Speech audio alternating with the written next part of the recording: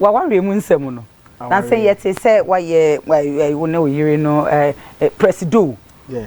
Ghana for say mbisa say presido one no ma worry no. Is it true? And I say just agro big presido ye would I've never said it anywhere say my worry. Means no, but money ye any mo bibia. I just say I worry. Yes, because my photo shooter.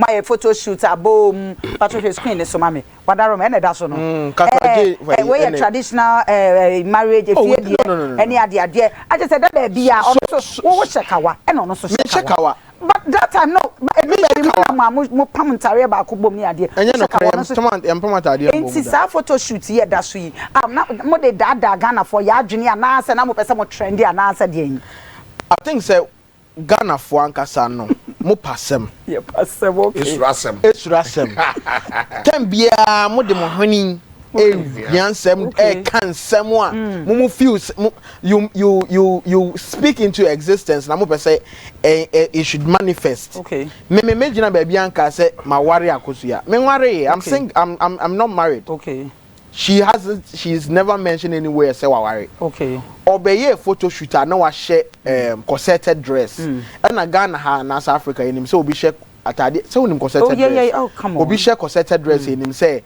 wo worry na be special occasion for advert advert and all year what tagging go forward say or turn na wo say the way na na ho ya fe no de wo worry it mun dey ti da yeah we are dating but we are not married. Quecy. But if you're dating somebody, you are not married. It's not just a winning presido. Yeah. So. Yeah. Of course, now it's a mobile worry because photo shoot where there is no way as a winning panini BB and it's not Ghana. We are in a relationship. We are not married. And a picture we now who I have a fair fee. Vendors about we can take me 50% in him, jewelries me 50% in him, and go 4 team. Okay. Makeup a hair for aba, can take for aba, way for aba. I business. I am a business person. Some picture ya who know hey, yeah tongue, and ya may what picture in your tongue. The studio not the trap picture near tongue.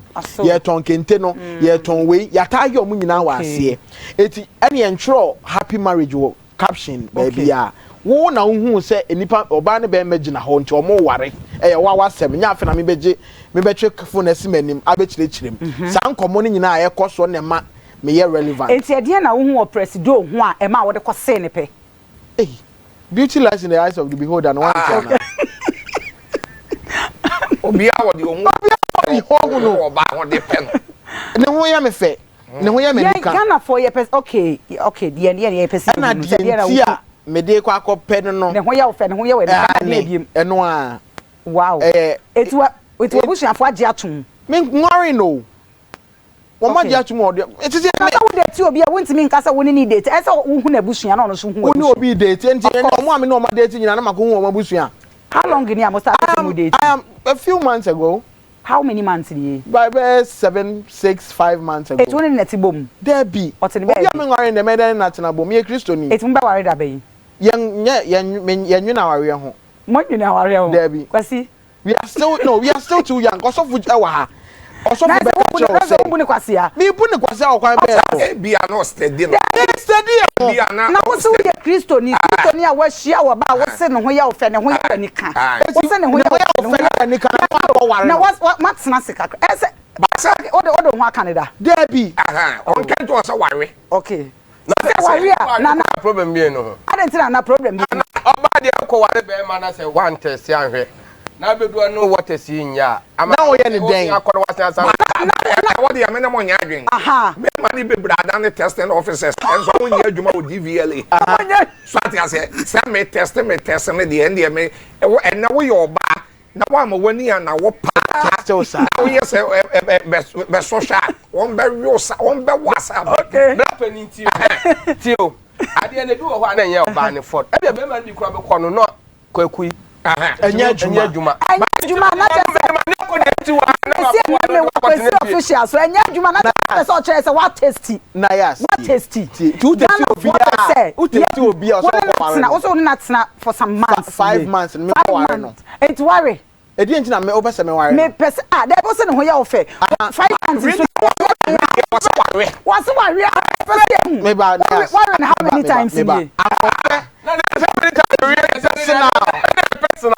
personal say what should I say what you better about things some date and I was so ye Christo ni nti won't me but samare be se menenent ma se mo go sorry na se menenent mo be akosi da ben menenent na se time wo ma be hu se that time no wo na ya special obi san say who say we ye Christo ni am ko cassette ye dwaman bo Bible cassette obi sam se menena dam se da bi ba e da worry me so ka say worry se da bi ka worry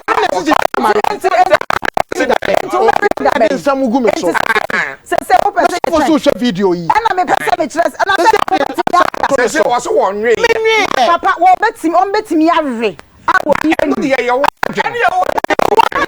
because if you want to stand the heat no okay enti they say yen hwe nda be na mo bere na me adom ya wi amefro me pa cho that rush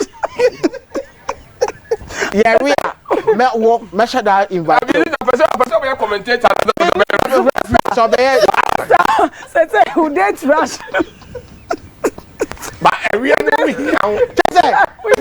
do go am yeah because I know they any mom we TikTok no so yeah omo ti makoma na ya so be me oh that's all a nice boy and I'm say was minya kosia ma there be minya kosia ma yes we benya broken heart obenya broken heart say we dey trash no Quecy say oba na unya no ho menya oba o dey trash o okay and we Quecy say wo call ye dey trash dey 2020 okay 2020 and they say unkran dem a wo call bi wo call so a ni na ba fie no that time na me free relationship mu fresh okay and okay anya me intention say me ko ho okay I think say na me obi won komo eho one of the onia okay presenters ni ti me ko ho I think say I went too early me ko e na nipa na me ko hwehwe ni enyamba e okay enti obi o ma makonya o tena so a o engage me no say oh you are a very nice boy that time na me ko ejuma e na me ma fa ho ti ma ka to so dada ma botai pre-manager me te ho nti nkombodidie mu ana o say me wo girl na say o da bi na me free bi mu na no ye no say o ne mema obi me wo nipa so masi bi am na say ah sir ti ye di nkoma na o introduce day trash na de ma me na say oh that time kana na say oh da bi say me ba TV so say me pe e de da me mintimi ti oni me di nkomo na me yes say dia I'll go and try but yes so call ye ne girls no wo share that fa bro nya ho every kokko be say tem bia okay say am say omo ohan mo and some be bro ho no ma ansa na ye be fro say ye no be ye interview ye akọ reading who stories be ansa na ya ba be bisa wo eno e ho asem ete say menye no kre deals do do say na we start say yes we just deals in in fact be 50 bebre nyame adoma ye bie ye sign a new contract by God's grace Spain City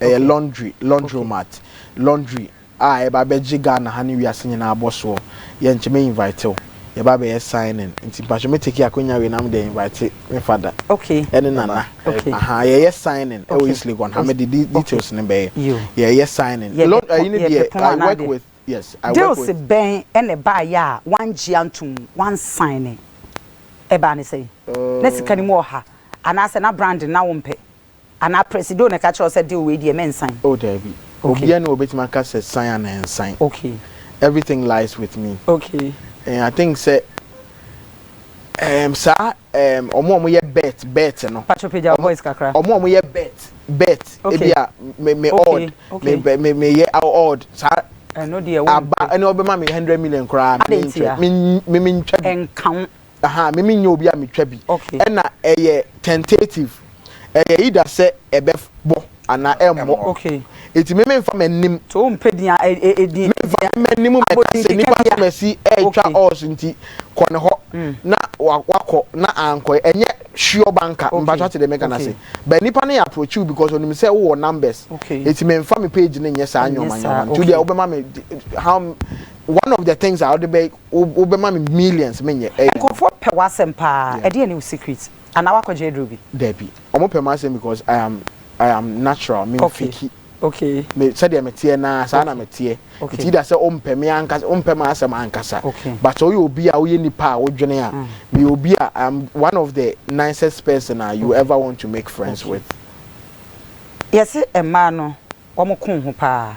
Apart from nkofo kan sem mo na okwanso na wote egu social media so wakoye star yi menti in fact egu what say ebi kura ho no ma kwei untimi nka nkyere me say ebi ma wo private use phone so o se na me di kun ho pa aha odi say be say be ma bia o ani woni pa bia ofo edu ba bia o mie wa no kore nka nkyere oba asa wo pe no onwa na eba but ni nyina na ya hwe yie what ma say udu ba bia enya wo na abekere wo ba say mepewo onwa na eba but ni nyina ya hwe yie Asamna papa e kan no kore. Nayas. Nana.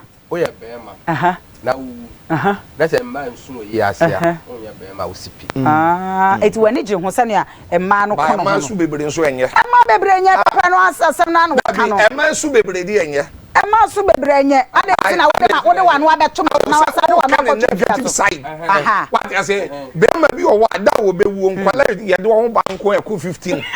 Ana 10 ade bronsama bodua na what I say na papa ni so 15 aye wo ma one ngofo na wo 15 wo na wo wa ye kwa yi wasa hwe wo mo ye kwa yi bi ba ma ne ma so ba ne man kwa na timi ye wo de nkwala 12 na bai wo bra na ne yele ne bro ne so ba bi akora aka se papa we wo say papa mpa cho mi ntwa no me ba dodo I intend David. Uniba. It's we tinse ma do say na be. Ehime se me niba. Okay. It's we wo da be, yen hwe anim da be. Me de me nyanka me wo SS time. Wo ne presido na be wo. Me nyame be che. Wo ne presido na be wo. Minti min che. Quecy. Wo ho fe wo. Eyi na hihye wo senso no. Eye den ti na ma wo hihye sa fe I have spaces in between my teeth. Oh. Into braces. Is supposed to bring them together. Nti say you know ye de show so as mo sele kwan obiane ni motia or share braces. Who are se no bia bo apepe so. O be say align but me de the spaces na wo mu no and am close. But a fatal spaces is still a fatal pa. But me sure say me close so be fatal. After the other wo no. Okay. On say genes any hereditary. Me or spaces in between the teeth. Okay. But I don't say a normal. Unjin this say yes wuntina. Oh there be free. Man 50 pesos. 25,000. 25,000. But me but you free. Free. Enti o ti fie na o sere me spaces o me simu a. Me ebetu obi eni sebe enipa hunu. Na wa only upset because of AB and nipa so mesintim be say me ye of nti ade a o nya 25,000 enkoye no ye be frame ayama so it lasted for how many years and how many months and Akosua in the next in the year 2 months ni so in a couple of 6 months close to a year no e was say na Akosua what me renam metimi nwe enam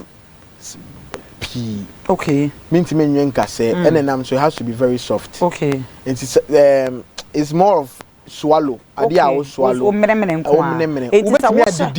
But unti min didn't say the okay. Because something over 30 years we unfamiliar. Okay. And all of a sudden so when you be bisa or ma a change and your mabi. Okay. So it will take some time and sana adjust it to work. Okay. Uchu sia u feel listen. U shasa normal. Normal. Just that we did a stack. Okay. Into 10 biano.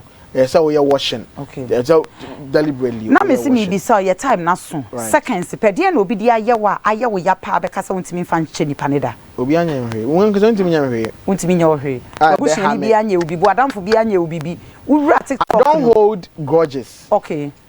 Oya ma de na mani nya ho. Na waka kire. Ma ka kire. Me ni adaje am de wo ho amehwe me mo. O ma me ye proud. Very. Wabusu for papa. Very. I'm proud of you. Very. Say you proud unim baby. I am proud of you. And some ya kan nyina kwe me pacho bonitofa to the wash off. Shame crime. Me pacho some ya kan nyina padaroma. Me pacho o camera ni. Okay. Abusan for Quecy official ni.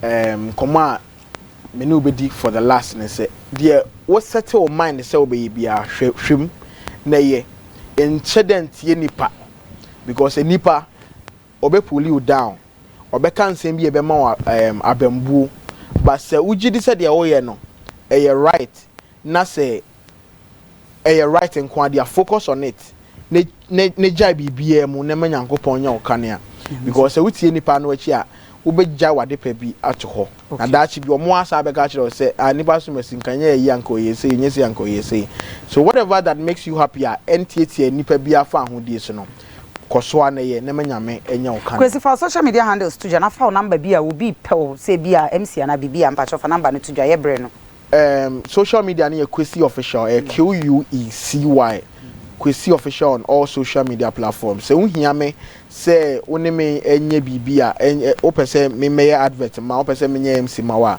DM me be the number e beto so ma be frɛ me je o number na me frɛ se ye wa ampa eti number na de DM me obi a nkofo DM me pa me nya many messages but me what time am me checking nyina ntipa cho send me a DM I'll reply. Yamisha papa mpacho final words and no say eja e den obi aye na ontumi mfenche no ana me de o misa me sai bi me pacho echi ye no be sha that na se abonkomo ankasa anka me so me kan me de pacho e hwan na ye wade ye yo me sika wonam wan ho usika wonam wan ho me pacho e no de enya ha na ye be kan mpacho Yamisha mpacho